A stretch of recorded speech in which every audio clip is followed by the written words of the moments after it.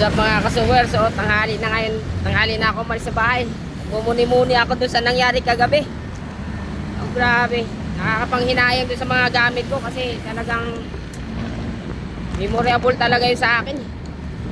Ewan ko bakit talaga.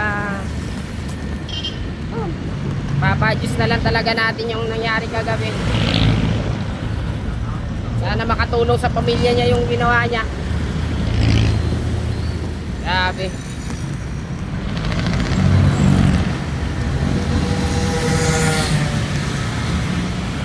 Ngayon, nagdadalawang isip ako kung pupuntahan ko yung mga siservisan ko ngayon o mabimili ako ng mga gamit ko dito sa Raon.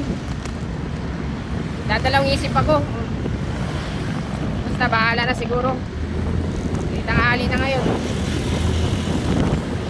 Magsisipagin ako. Punta ako ng Raon, bibili ng mga gamit. Siservice naman ako. Dadaanan ko muna yung tools ni Maring Agi, ang Ginaldo. Grabing ko muna para magamit ko sa pagsiservice. So update ko na lang kayo mamaya mga kasuwer, mga customer natin dyan. Nakakapanghinayang pero wala tayong magawa, ganun talaga. Ayun, hanggang dito na lang muna. Mamaya update na natin kayo.